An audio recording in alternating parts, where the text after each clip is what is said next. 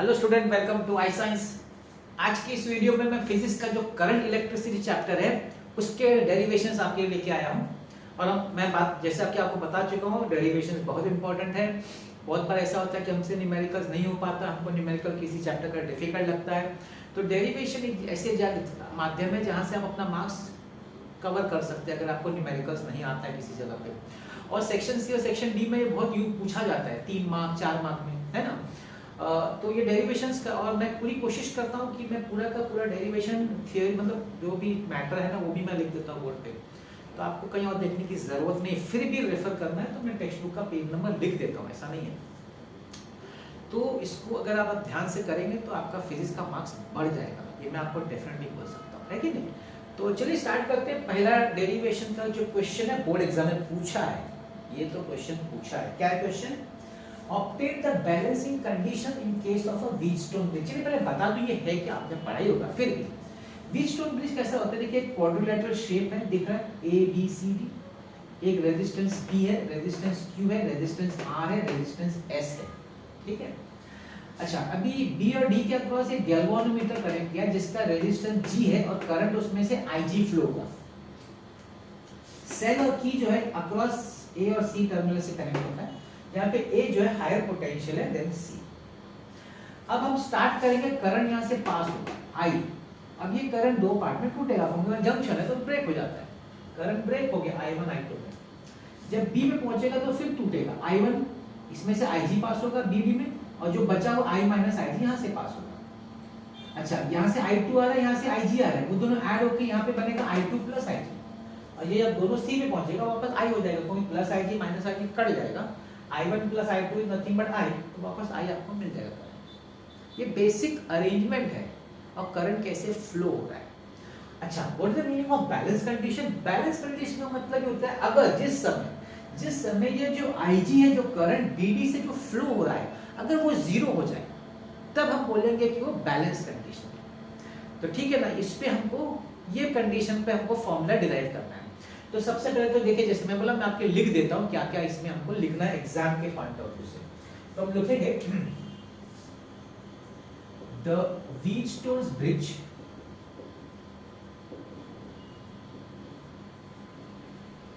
consists of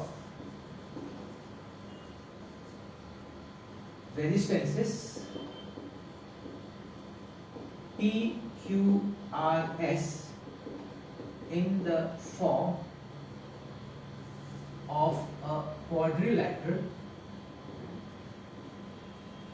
ABC। ठीक, PQRS हमारे पास है जो कि in the form of quadrilateral है ABC। अब हम बोलेंगे कि ये BD के अक्रॉस ऑफ गैल्वानोमीटर, अब galvanometer of resistance G is connected across the terminals B and D। ये आपका गैल्वानोमीटर होगा। अब बोलेंगे इसके बारे में, वाह, सेल के बारे में। A cell of EMF E and key K is connected across terminals A and C with A at higher potential। ठीक है, ये पूरा अरेंजमेंट है। अब हम हमारा करंट चालू करेंगे।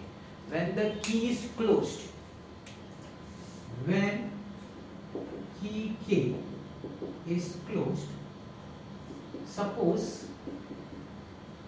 I is the current flowing through the circuit, I is the current flowing through the circuit। अब ये जो करंट ब्रेक हुआ है उसको आप नहीं भी एक्सप्लेन करेंगे तो चलेगा, क्योंकि आपने डायग्राम में दिखाया है, इसलिए उसको ब्रेकअप करने की जरूरत नहीं है, मतलब समझाने की जरूरत नहीं कि ये I1 है I2, हमने डायग्राम अच्छी तरह दिखा दिया। अब हम क्या करेंगे, अब हम दो बार लूप लेंगे, दो लूप, एक लूप लेंगे A B D और दूसरा लेंगे BCDA और दोनों पे अप्लाई करेंगे किरचॉफ्स वोल्टेज लॉ। तो देखिए, consider loop ABDA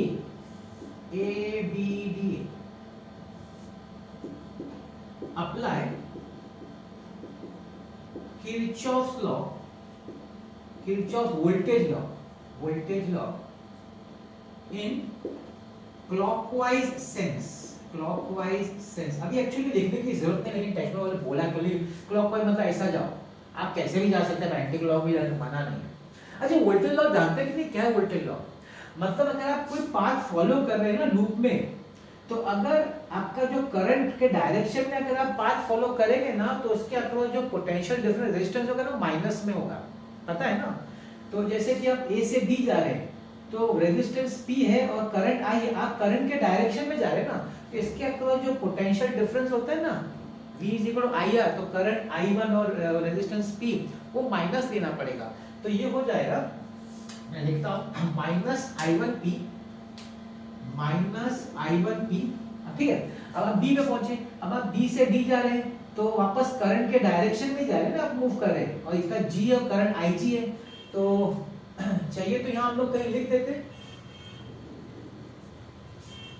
late current, यहां नहीं, मैं यहां लिख देता हूं,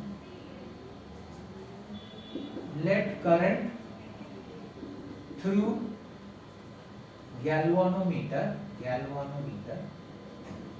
VIG। ये लिखने का और कुछ नहीं, मतलब डायग्राम में दिखाया। तो जैसे कि मैंने कहा, ये अपना I1P है, सिंस आप उसके डायरेक्शन में जा रहे हैं तो माइनस होगा, -IG into G, ठीक। अब B पे, अब D से A जाएंगे, अब D से A जाएंगे तो देखिए क्या होगा, आप D से जा रहे हैं, करंट ऑपोजिट आ रहा है, करंट ऑपोजिट डायरेक्शन में तो पोटेंशियल डिफरेंस पॉजिटिव लिया जाता है एज पर द लॉ, तो हो जाएगा plus I2S is equal to 0। Suppose आपका इक्वेशन नंबर 1 है। अब आप दूसरा लूप दीजिए, कौन सा लूप? BCDB।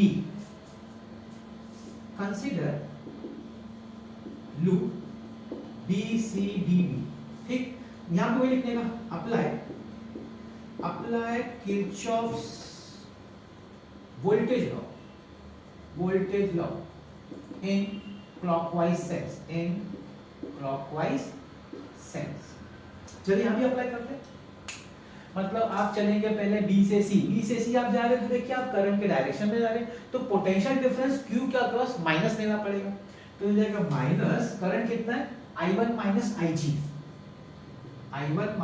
IG, और इसका रेजिस्टेंस है Q। अब आप C पे पहुंचे, अब आप जब C से D की तरफ जा रहे हैं तो करंट के ऑपोजिट जा रहे हैं, तो इसके अक्रॉस जो पोटेंशियल होगा प्लस हो जाएगा, तो जाएगा plus I2 plus IG into R, ठीक। अब आप D से B जा रहे हैं, करंट B से D आ रहा है, आप जा रहे हैं D से B, तो ऑपोजिट जा रहे हैं तो प्लस हो जाएगा potential, plus IG into G is equal to 0। That's equation number 2। ये अपना दो इक्वेशन आ गया।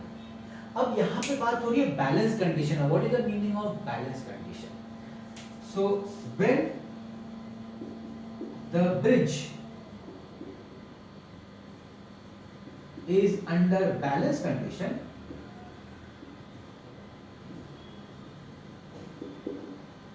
then the current through galvanometer is 0, then the current through galvanometer is 0। ये जो करंट है वो 0 हो जाना चाहिए अंडर बैलेंस कंडीशन। इसका मतलब है that is IG is equal to 0। IG 0 होना चाहिए, तभी उसको हम बोलते हैं बैलेंस कंडीशन। तो ये जो IG 0 हो गया, वो हम सब्स्टिट्यूट कर सकते हैं इक्वेशन नंबर 1 में और इक्वेशन नंबर 2 में। Substituting in equation 1 and equation 2। चलो दोनों इक्वेशन में सब्स्टिट्यूट करो, IG की जगह पे जहां जहां IG दिखे वहां 0 डाल दो। तो यहाँ पे देखिए -I1P,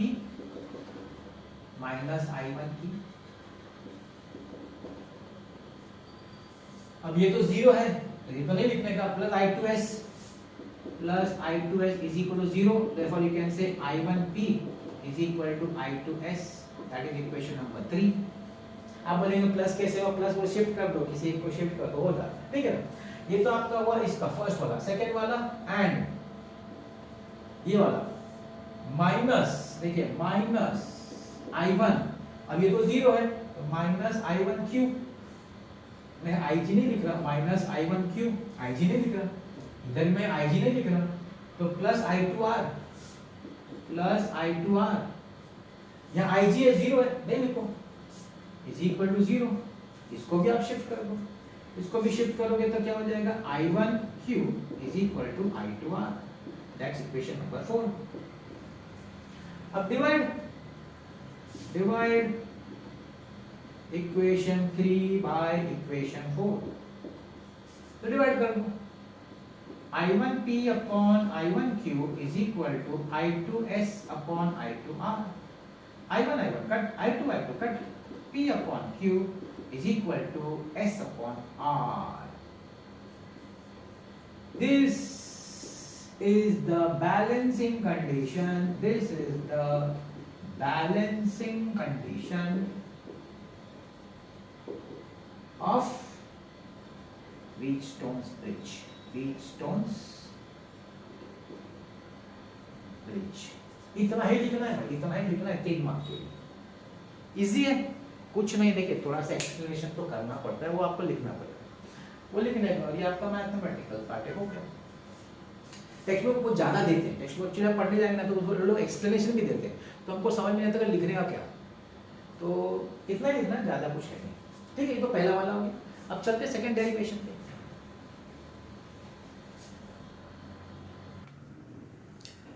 आते हैं नेक्स्ट डेरिवेशन पे। सेकंड डेरिवेशन पे ये एग्जाम में नहीं पूछा अभी तक, लेकिन क्वेश्चन बैंक में दिया, इसलिए मैंने बोला चलो कर लेते हैं, ठीक है।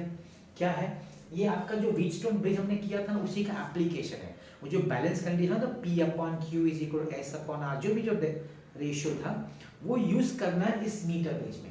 अभी मीटर ब्रिज मतलब आप समझ सकते हैं नाम से कि एक 1 मीटर का वायर है, तो यहाँ पे 1 मीटर का वायर है, यूनिफॉर्म क्रॉस सेक्शन, और क्या करते हैं ना, एक मीटर स्केल से उसको अटैच करके और एक वुडन टेबल पे फिक्स कर देते हैं। अगर आपने प्रैक्टिकल्स किया होगा केल्विन्स मेथड या ये वाला अगर बोर्ड एग्जाम कॉलेज में, तो आपको पता होगा।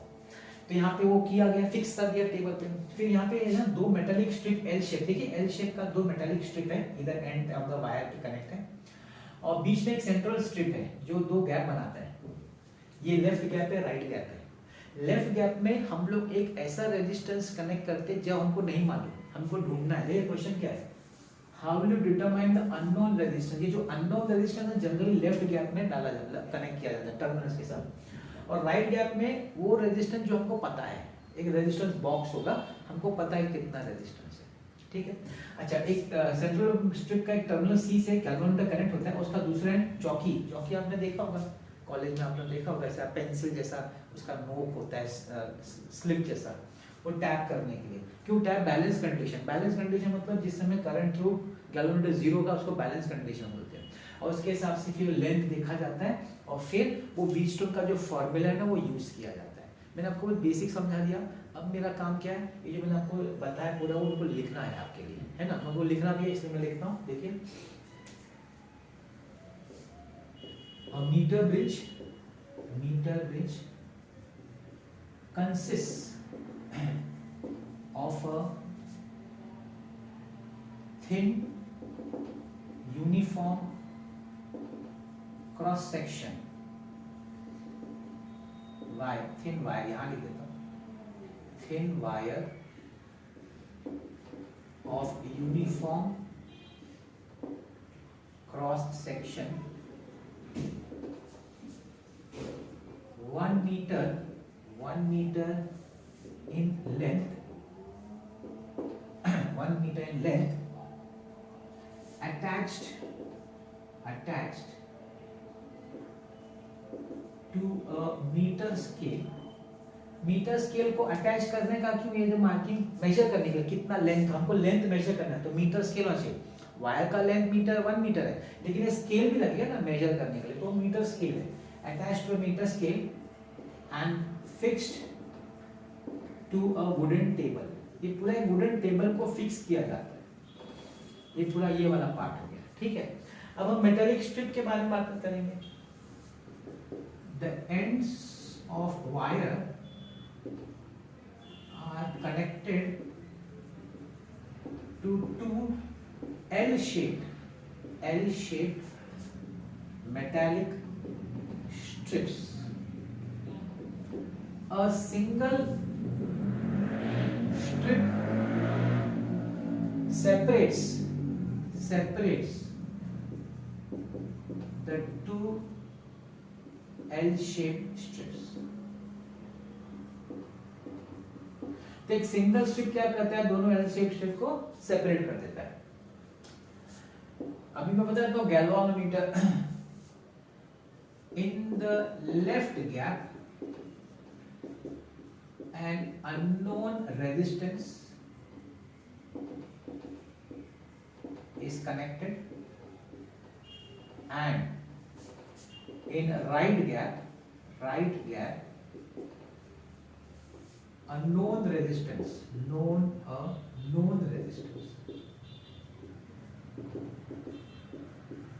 resistance box होता है is connected।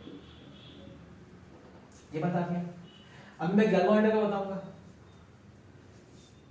One terminal of galvanometer is connected to central strip C, and other end to jockey J, which can slide on the, which cannot slide, which can be tapped on the wire AB। ठीक है, on the wire AB। ये मैंने सब explain कर दिया है। और एक बोल सकते हैं कि the end of the wire AB is connected to, लिख देता हूं, ends A and B are connected to battery of EMF E, K and rheostat RH। पूरा सेटअप मैंने एक्सप्लेन कर दिया। ये है पूरा सेटअप, छोटा सा है, मैं बहुत बड़ा नहीं लिखा हूँ। टेक्स्ट बुक देखेंगे तो बहुत कुछ लिखा रहता है। ठीक है, अब देखिए क्या, अब जो मैथमेटिकल पार्ट है बहुत कम है। क्या है, आपको इस रेजिस्टेंस बॉक्स से एक नॉन रेजिस्टेंस फिक्स करने का, मतलब रेजिस्टेंस फिक्स करने का कि हाँ भाई ये रेजिस्टेंस है, वो रेजिस्टेंस में डालने का।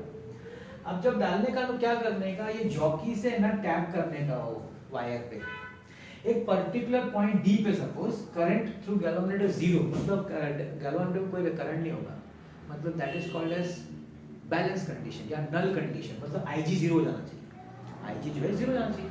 नल कंडीशन, अगर नल कंडीशन होगा तो व्हीटस्टोन में भी पढ़ा था ना फर्स्ट डेरिवेशन, क्या बोला था, ये दोनों का resistance x/r should be equal to ये दोनों का रेजिस्टेंस, मतलब AD वाला रेजिस्टेंस और DB वाला रेजिस्टेंस रेशियो इक्वल होना चाहिए था ना, P/Q = S/r।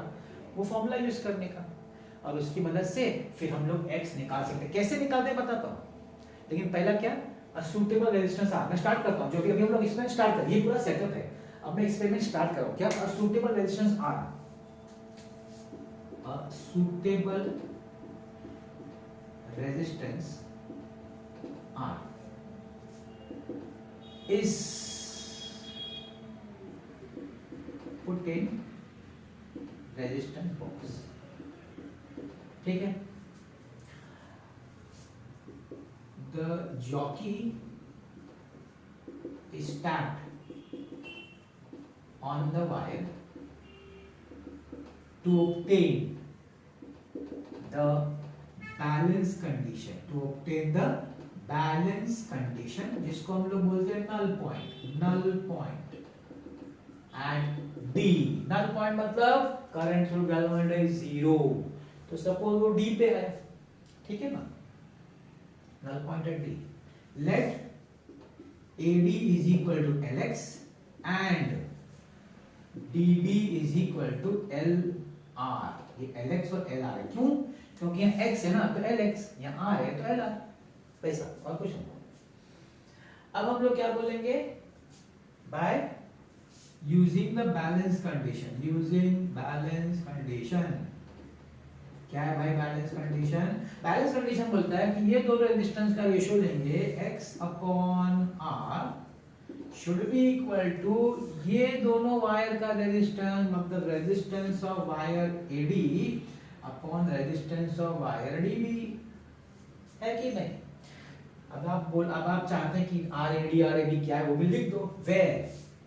where RAD is resistance of wire AD and RDB is resistance of wire DB।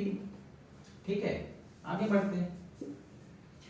अब ये थोड़ा डिफिकल्ट है रेजिस्टेंस पार्ट, क्या हम लोग इसको लेंथ में कन्वर्ट कर सकते हैं? क्या आपने पढ़ा है 11th स्टैंडर्ड में कि R is equal to rho L by A? मैं लिखता हूं we know that R is equal to row L by A। सुना होगा 11th स्टैंडर्ड में करंट इलेक्ट्रिसिटी, वहां भी तो करंट था। क्या था इसमें?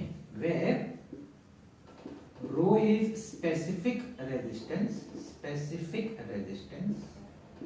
L is length of wire and A is area of cross section।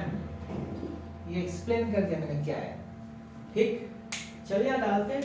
therefore ध्यान दीजिएगा x upon r is equal to RAD के फॉर्मूला में मैं डालूंगा रो L, AD का लेंथ है LX upon A divided by RDB rho LR upon A। अब आप पूछेंगे सर दोनों का आपने स्पेसिफिक रेजिस्टेंस रो क्यों लिया?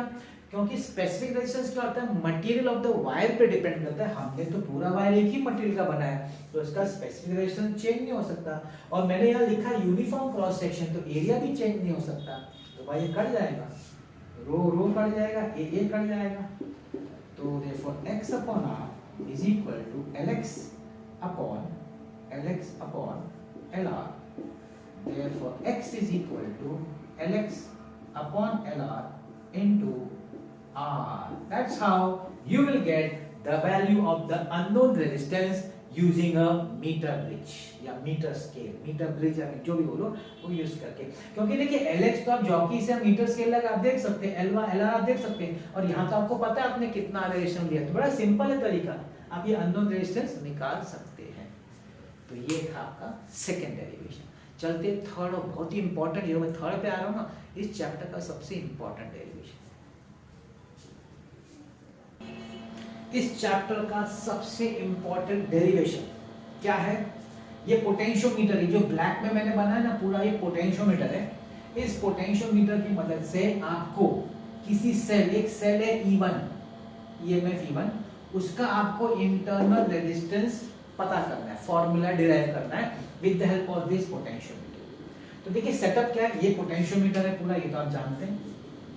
एक्स्ट्रा सेटअप क्या है कि एक EMF E1 जिसका इंटरनल रेजिस्टेंस R है, उसको एक रेजिस्टेंस बॉक्स और K2 उसके अक्रॉस कनेक्ट किया गया, और इस सिस्टम को या इस सर्किट को जॉकी के साथ, सॉरी गैल्वानोमीटर के साथ जॉकी के साथ कनेक्ट किया गया।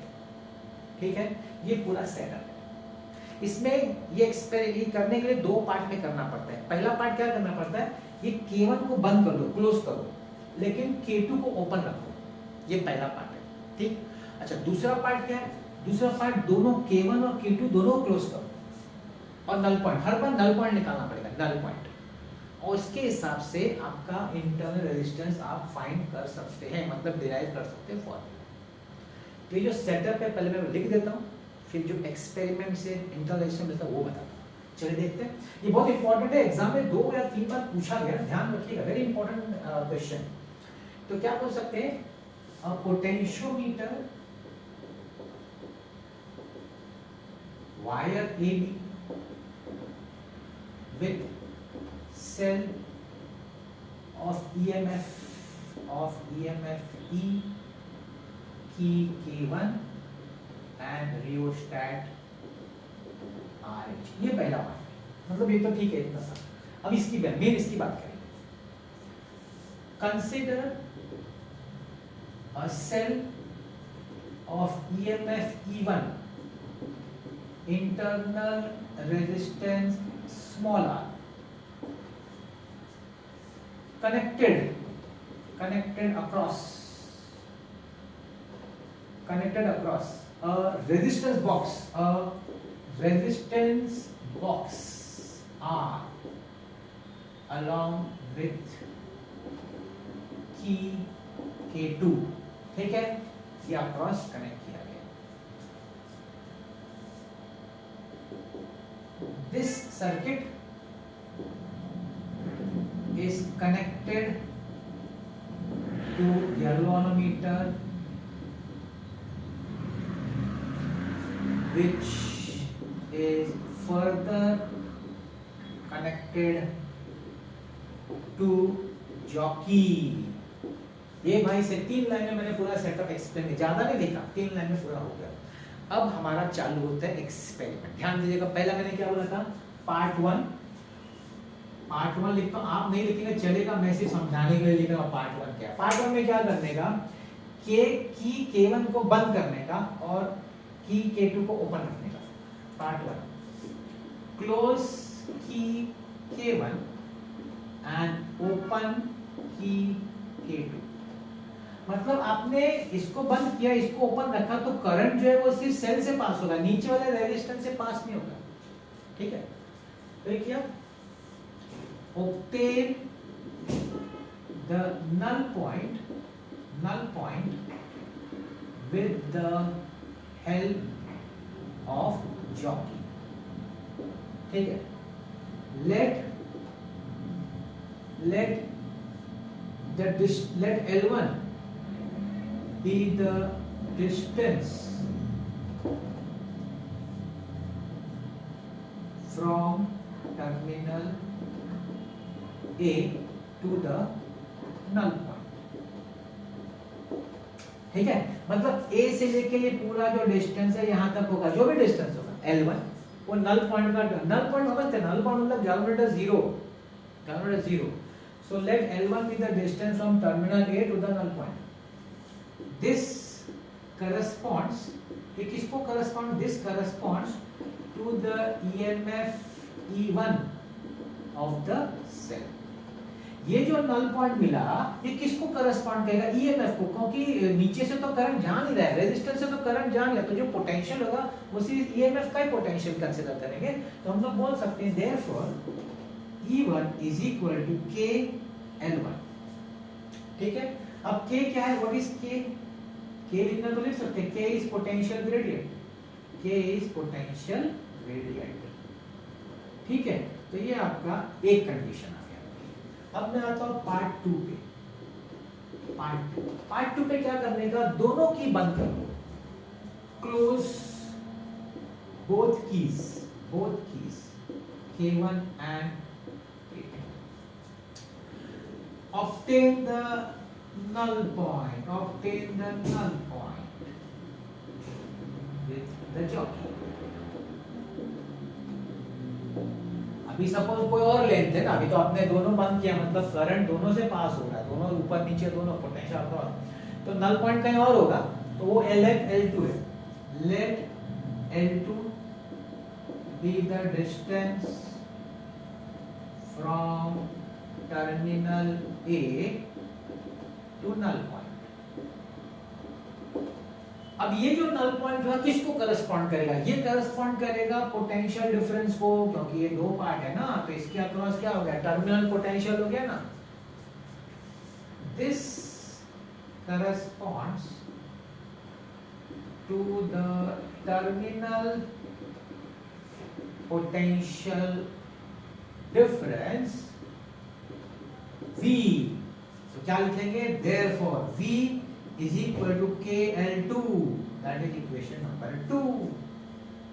अब इसको आप डिवाइड कर दो, dividing 1/2, E1 upon V is equal to KL1 upon KL2 K cut.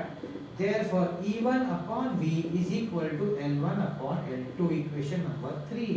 अभी तक हुआ नहीं है क्योंकि अपने को तो स्मॉल r ढूंढना है ना, स्मॉल r, हमको स्मॉल r ढूंढना है भाई। इंटरनल रेजिस्टेंस क्या बोलेंगे, देखो कंसीडर लूप PQST अब PQST लूप अगर आप कंसीडर करेंगे तो टोटल ईएमएफ जो होगा वो क्या होगा, potential difference across the internal resistance and potential difference across the big resistance R, बस ये दो रेजिस्टेंस होगा ना। तो ठीक है, तो कंसीडर लूप XT, तो E1 is equal to IR plus I into capital R। तो इसको लिखना है तो E1 is equal to I into R plus R, ठीक है ना। also V is equal to IR, से इसके अक्रॉस पोटेंशियल डिफरेंस IR होगा। तो हम लोग सब्स्टिट्यूट कर देते हैं इधर, सब्स्टिट्यूटिंग इन 3, तो E1 की जगह पे लिखेंगे I into R plus R divided by V की जगह लिखेंगे IR is equal to L1 upon L2 I cut R plus R upon R is equal to L1 upon L2, separate करो R upon R plus R upon R is equal to L1 upon L2, R upon R plus 1 is equal to L1 upon L2, R upon R is equal to L1 upon L2 plus 1 वहाँ जाएगा -1, capital R को shift कर दो, small r is equal to L1 upon L2 minus 1 into capital R. This is your formula to calculate the internal resistance of the cell E1। L1 L2 तो आपको jockey से मिल जाएगा, और ये R तो आपको पता है, ये तो नॉन रेजिस्टेंस है। तो आपने जब सेकंड केस करेंगे ना, तो यहाँ पे आप नॉन रेजिस्टेंस करेंगे, यहाँ चाहिए तो आप लिख दीजिए close both keys K1 K2 and select resistance R। यहाँ एक्चुअली लिखना है तो लिख सकते हैं resistance R from the resistance box, ये नहीं लिखेंगे तो भी चलेगा, चलो लिख देते हैं। जब आपने दोनों बंद किया तो इधर से R रेजिस्टेंस आपने सिलेक्ट कर दिया, बस हो गया।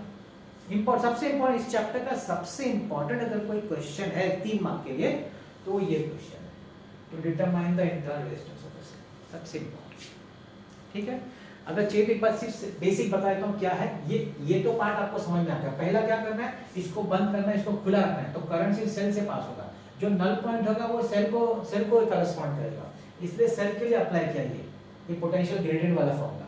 फिर क्या करने का, दोनों बंद करने का, तो जो नल पॉइंट मिलेगा वो इसके अक्रॉस मिलेगा, अभी दोनों से करंट पास हो रहा है ना, तो अक्रॉस दो वायर के अक्रॉस तो पोटेंशियल डिफरेंस हो जाता है, तो V लेना पड़ेगा, तो उस समय हमको V लेना पड़ेगा। ठीक है, इसको डिवाइड किया। अब ये तो फॉर्मूला आपको पता होगा, general form of Ohm's law है, E is equal to IR plus general form of Ohm's law आपने सुना ही है, तो वो वाला है, और V is equal to IR वो यहाँ पे सब्स्टिट्यूट कर देने का, सेपरेट करने का, आपको स्मॉल r मिल जाएगा। इस तरीके से सेल का इंटरनल रेजिस्टेंस हम निकाल सकते हैं। अब आते हैं सिर्फ 2 वाले, और आप जाते हो तो बहुत इंटरेस्टिंग है, गैल्वानोमीटर को कैसे एमीटर में कन्वर्ट करने का, और गैल्वानोमीटर कैसे वोल्टमीटर में कन्वर्ट करने का। उसमें से एमीटर वाला पार्ट है ना 3 बार पूछा एग्जाम, और छोटा सा है वो भी, बहुत बड़ा नहीं, सही देख। तो डेरिवेशन नंबर 4, और ये बहुत ही इंटरेस्टिंग है, छोटा सा डेरिवेशन है, मजेदार है, एग्जाम में पूछा भी गया है कि गैल्वानोमीटर को आप एमीटर में कैसे कन्वर्ट करेंगे। क्वेश्चन ये कि ऐसा क्यों आया, क्यों ऐसा क्वेश्चन है कि कन्वर्ट क्यों डायरेक्टली नहीं हो सकता, नहीं हो सकता, क्योंकि गैल्वानोमीटर एक ऐसा डिवाइस है जिसका रेजिस्टेंस बहुत कम है, एक तो 100 ओम का अराउंड रेजिस्टेंस है, और उसका current carrying capacity full scale deflection भी होगा तो 1 मिली एम्पियर, मतलब बहुत करंट मेजरिंग कैपेसिटी उसकी कमी है, मतलब हाई करंट ना मेजर कर सकता है ना हाई वोल्टेज वो मेजर कर सकता है। तो इसमें इसलिए 2 क्वेश्चन है कि अगर एमीटर में कन्वर्ट करना है तो कैसे कर सकते हैं, अगर वोल्टमीटर में कन्वर्ट करना है तो कैसे कर सकते हैं, तो इसके 2 क्वेश्चन बनते हैं। क्वेश्चन नंबर 4 हम लोग एमीटर की बात करेंगे, और क्वेश्चन नंबर 5 हम लोग वोल्टमीटर की बात करेंगे। तो देखिए क्या करते हैं मालूम है, अगर आपको इसको कन्वर्ट करना है ना करंट एमीटर में, मतलब इसको ऐसा बनाना पड़ेगा कि इसका जो छोटा सा करंट कैरिंग कैपेसिटी मेजरिंग उसको बढ़ाना पड़ेगा, तो इफेक्टिव जो करंट कैरिंग कैपेसिटी उसकी इंक्रीज करनी पड़ेगी, जिस वैल्यू को हम लोग मेजर करना है। तो उसके लिए क्या करते हैं मालूम है, इसके अक्रॉस एक लो रेजिस्टेंस कनेक्ट करते हैं, पैरेलल लो रेजिस्टेंस। अब लो रेजिस्टेंस का फायदा देखिए क्या होगा।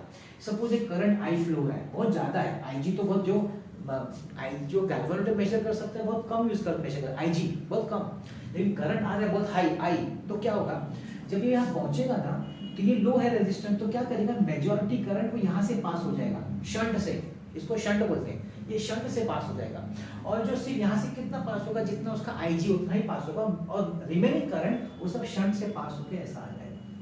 अब आप बोलेंगे कि इससे क्या होगा, इससे आप करंट मेजर कर सकते हैं, आई मेजर कर सकते हैं, वो एक फॉर्मूला बनता है, हम लोग देखेंगे वो डेरिवेशन, क्योंकि देखो ये पैरेलल कनेक्शन ना, तो पोटेंशियल डिफरेंस दोनों के अक्रॉस सेम होगा। अब सेम हो जाएगा तो हम लोग फॉर्मूला बनाएंगे, उससे हम पता कर सकते हैं कि शंट का कितना रेजिस्टेंस होना चाहिए, जिससे हम लोग ये करंट आई मेजर कर सकें, तो निकाल लेते हैं। ठीक है, तो देखिए बड़ा सिंपल है, बहुत सिंपल है। मैंने पहला स्टेटमेंट लिखा है कि गैल्वेनोमीटर वो डिवाइस है जिसका रेजिस्टेंस लो है और करंट कैपेसिटी भी कम है, आईजी। ठीक है, अब मैं बोलता हूं to convert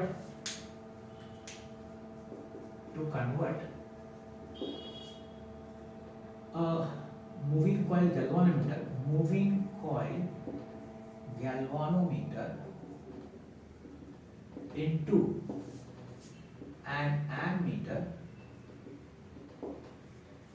we need to increase its current carrying capacity to the desired value। उसकी करंट कैरिंग कैपेसिटी बढ़ानी पड़ेगी, तो क्या करेंगे इसके लिए, इन प्रैक्टिस क्या करते हैं, practice in practice this is achieved by connecting a low resistance across the galvanometer। this resistance reduce, ये रेजिस्टेंस क्या करता है, गैल्वेनोमीटर का रेजिस्टेंस रिड्यूस करता है। this resistance effectively reduces the resistance of the galvanometer,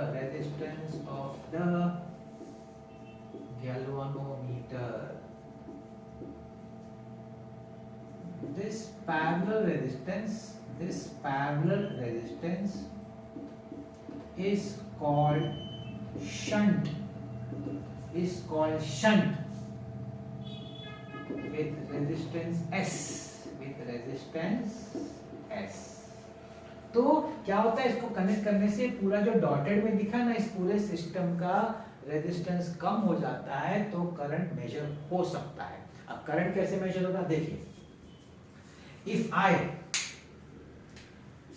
I is the full scale current, yeah, is the maximum current, so is the maximum current flowing, then IG will be the current flowing through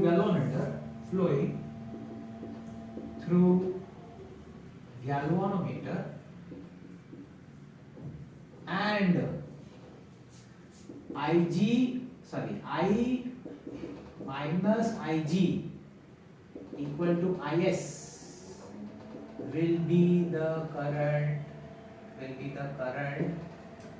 flowing through shunt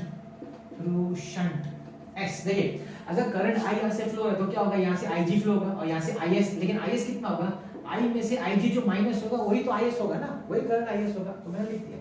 अब हम लोग वो parallel connection का जो था ना, potential difference, since G and S are in parallel, तो potential difference दोनों का अक्रॉस सेम हो जाएगा। Therefore, what can you say? Therefore, IS into S is equal to IG into G।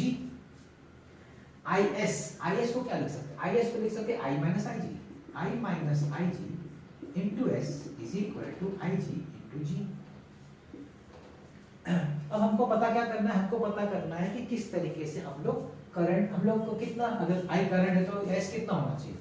तो देखिए मैं लिखता हूँ S is equal to I G G upon I minus I G. हो गया ये फॉर्मूला। ये शंट का आपको मतलब करंट अगर पता करना है, शंट पता करना है, ये फॉर्मूला से पता कर सकते हैं। इसमें एक और कंडीशन है। क्या कंडीशन है? If I is n times I G, जो करंट यहाँ से फ्लो हो रहा है ना, वो गैल्वेनिक करंट का n टाइम्स है, 5 गुना 10 गुना कुछ भी हो सकता है। तो शंट कितना होना चाहिए? therefore s is equal to IgG upon I की जगह लिखेंगे NIG minus IG। therefore s is equal to IgG upon, अभी इसमें आपका IG बाहर आ जाएगा, n minus 1, IG cut. therefore s is equal to G upon n minus 1। now this becomes the formula to find the shunt resistance। कब जब current, maximum current is n times IG। अगर maximum current n times IG है तो ये formula आपका बनेगा to find the resistance, shunt resistance कितना होना चाहिए? वो होना चाहिए G upon n minus 1। ये फॉर्मूला और ये दोनों लिखने का, आपको एग्जाम में दोनों दिखाने का, ये भी दिखाने का और ये भी दिखाने का। तो ये आपको 3 मार्क का हो जाता है डायग्राम के साथ। डायग्राम भी आपको बनाना है डेफिनेटली। तो देखिए लिखने का थोड़ा सा है, लेकिन थोड़ा सा अपने मैं बोलूँ कि एग्जैक्टली ये वर्ड लिखने का आपको अगर समझ में है ना, अपनी भाषा में लिख सकते हैं। ऐसा नहीं है वर्ड टू वर्ड जो मैंने लिखा है या टेक्स्ट में लिखा है लिखने का, सब कुछ नहीं है। सिंपल भाषा में क्या याद रखने का कि गैल्वेमीटर का भाई रेजिस्टेंस कम है, करंट कम है, पहले बोल देने का। भाई आजकल उसको एमीटर में कन्वर्ट करना है तो उसकी करंट कैपेसिटी बढ़ानी पड़ेगी भाई, है ना, यही बोलेंगे ना कोई आदमी। तो कैसे बढ़ाते हैं? बढ़ाने के लिए हम लोग क्या करते हैं, गैल्वेमीटर अक्रॉस एक लो रेजिस्टेंस कनेक्ट करते हैं जिसको हम लोग शंट बोलते हैं। ये शंट क्या करता है? गैल्वेमीटर का जो इफेक्टिव रेजिस्टेंस को रिड्यूस कर देता है। हाँ ठीक है। अब उसमें सपोज करंट आई एस है, उसका खुद का रेजिस्टेंस एस है शंट का। अब बोलेंगे सपोज आई करंट आ रहा है, बहुत हाई करंट है आई, तो वो यहाँ से तो पास नहीं होगा, यहाँ से तो आई जी पास होगा, तो ये लो रेजिस्टेंस है ना, तो सब जो बचा हुआ करंट सब यहाँ से पास होगा। कितना बचा हुआ करंट? आई माइनस आई जी यहाँ से पास होगा। चलो अब फॉर्मूला डिराइव करो, तो भाई ये दोनों पैरेलल कनेक्शन है तो दोनों का पोटेंशियल डिफरेंस सेम होना चाहिए, करंट इनटू वोल्ट रेजिस्टेंस। उसमें सब्स्टिट्यूट करो, एस मिलेगा। अगर सपोज अब करंट n टाइम्स है, 2 गुना 3 गुना 5 गुना n टाइम्स, तो n टाइम्स है तो यहाँ i की जगह n टाइम्स डालो तो आपको फॉर्मूला मिला। जितना टाइम्स होगा उतना उस हिसाब से शंट का कितना रेजिस्टेंस होना चाहिए जिससे कि हम लोग ये करंट एज अ एडमीटर यूज कर सके करंट मेजरिंग कैपेसिटी से। ठीक है ना, तो ये हो गया आपका एडमीटर। एक लास्ट बचता है वोल्टमीटर, चलिए देख लेते हैं। और आ गई इस चैप्टर का लास्ट डेरिवेशन, और शायद पूछ ले क्योंकि तो पूछा नहीं अभी तक। हर बार एमीटर पूछते हैं, तो वोल्ट मीटर में उनमें पूछा नहीं, पता नहीं क्यों नहीं पूछा है। चलिए देख लेते हैं। अब यहाँ पे बोला है कि गैल्वेमीटर हम लोग को वही रोना है, क्या है रोना कि गैल्वेमीटर डिवाइस है जिसका रेजिस्टेंस बहुत कम है, करंट कैपेसिटी कम है, तो वो ना अच्छा वोल्ट मीटर बन सकता है ना अच्छा एमीटर बन सकता है। तो एमीटर अच्छा कैसे बन सकता है वो हमने इसके पहले में देखा कि एक शंट बना दो उसके पैरेलल, तो वो हाई करंट भी मेजर कर सकेगा। ऐसा नहीं। अब वोल्ट मीटर के लिए क्या चाहिए? हाई वोल्ट मीटर करने के लिए आपको उसको हाई रेजिस्टेंस करना पड़ेगा, तो उसका तो उतना रेजिस्टेंस है ही नहीं, तो लो रेजिस्टेंस है तो कैसे करेंगे? उसका भी आंसर है, क्या आंसर है? एक हाई रेजिस्टेंस एक्स है ना, उसको सीरीज में ज्वाइन कर दो। एक हाई रेजिस्टेंस, क्योंकि अच्छा वोल्ट मीटर कब माना जाएगा? जिसका रेजिस्टेंस हाई होना चाहिए, तो इसका रेजिस्टेंस इतना बढ़ा दो, एक हाई रेजिस्टेंस एक्स इधर कनेक्ट कर दो इसको पैरेलल में, जैसे सीरीज में, जैसे सीरीज में कनेक्ट करोगे तो इसका रेजिस्टेंस बढ़ जाएगा। रेजिस्टेंस बढ़ जाएगा तो एक अच्छा वोल्ट मीटर का काम कर सकता है। बस यही है। अच्छा इसमें फॉर्मूला कैसे न्यूमेरिक अपना ये मैथमेटिकल एक्सप्रेशन कैसे बनेगा? ये जो पोटेंशियल डिफरेंस मेजर करना है, ये दोनों के अक्रॉस का टोटल ऐड होना चाहिए, क्योंकि दोनों सीरीज है ना, तो इसका सपोज पोटेंशियल डिफरेंस होगा V1, इसका V2, दोनों का मिला के V, उसके हिसाब से x कितना होना चाहिए वो हम पता कर सकते हैं। ठीक है, तो देखिए मैं क्या लिख रहा हूँ, मैंने जो भी आपको वर्ड्स में बोला मैं लिख रहा हूँ, उसको भी आप समझिए। तो क्या करने का, in practice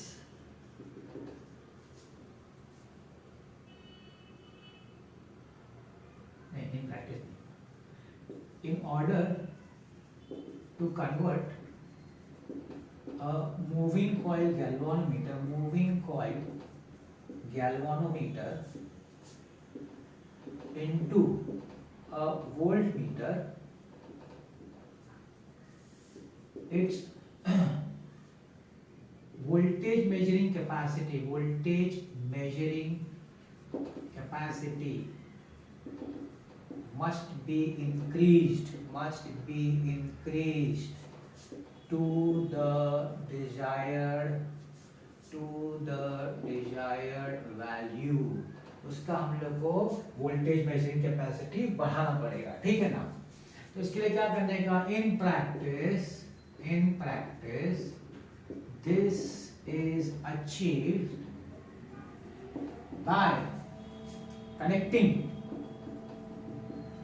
a very high resistance X in series with galvanometer G, एक हाई रेजिस्टेंस X G के साथ सीरीज में कनेक्ट करो, आपका काम हो जाएगा, है ना। अब हम बोलेंगे therefore if V is the maximum voltage to be measured, therefore V is equal to potential difference across X plus potential difference across G, मतलब potential difference होता है current into resistance, तो IG into X प्लस जो current x से flow हो रहा है वही गैल्वेनोमीटर से फ्लो होगा, Ig into G। हमको x चाहिए, V minus Ig into G is equal to Ig into X, नीचे ले आओ, x is equal to V minus Ig into G upon Ig, separate कर दो, V upon Ig माइनस इसका Ig cut जाएगा minus G।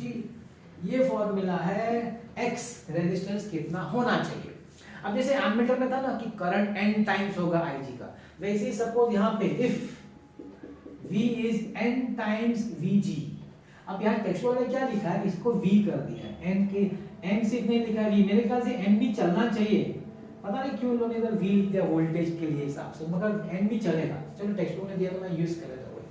तो suppose जो हमारा मैक्सिमम वोल्टेज है वो इसका जो वोल्टेज है उसका n टाइम्स है, गैल्वेनोमीटर का n टाइम्स है, तो सब्स्टिट्यूट करते हैं, therefore x is equal to V की जगह लिखेंगे n times Vg upon Ig minus G, x is equal to n times V upon I, तो R होता है ना, अब ये गैल्वेनोमीटर का V upon I, तो V upon I अगर R रेजिस्टेंस होता है तो गैल्वेनोमीटर का रेजिस्टेंस तो G है, तो G minus G, तो भाई G बाहर निकाल दो कॉमन, भाई ये फॉर्मूला हो गया, अगर n टाइम पूछा, ये बेसिक फॉर्मूला है, और ये n टाइम, जैसे एमीटर में दो फॉर्मूला था ना, वैसे वोल्टमीटर के लिए भी दो फॉर्मूला ये लिख देते, आ सकता है सर, पूछा नहीं इतने टाइम से, तो आ सकता है। बस ये 5 डेरिवेशन कर लीजिए करंट में और देखिए कैसा आपका जाता है। न्यूमेरिकल्स करेंगे तो बहुत अच्छा है, साथ में आपको डेरिवेशन भी आ गया तो क्या कहेंगे, फुल मार्क्स से करीब पहुंच जाएंगे, near to 70 out of 70 in physics theory, है कि नहीं। तो ये मेरा कंप्लीट हो गया, और मैंने सब प्लेलिस्ट में डाला हुआ है, सब चैप्टर वाइज डाला है, देखिए उसको। मैथ्स का भी डाला है, थ्योरम्स का 15 मार्क का, वो भी आपको फुल मिल सकता है अगर आप कर ले मेरा जो मैंने डाला हुआ है, उसके अलावा कुछ नहीं पूछते बोर्ड एग्जाम में। और अगर अच्छा लग रहा है तो प्लीज़ शेयर करिए, बोर्ड एग्जाम के लिए बच्चों को सबको फायदा हो, मार्क्स आए, फिजिक्स में आए, मैथ्स में आए, तो इसको शेयर करिए अपने फ्रेंड लोग के साथ। देखते रहिए मेरा वीडियोस। नेक्स्ट चैप्टर हमारा चालू आने वाला है magnetic fields due to electric current, बड़ा चैप्टर है और अच्छा भी चैप्टर है, तो उसका डेरिवेशन आने वाला है, देखते रहिएगा। आज का वीडियो देखने में बहुत बहुत धन्यवाद।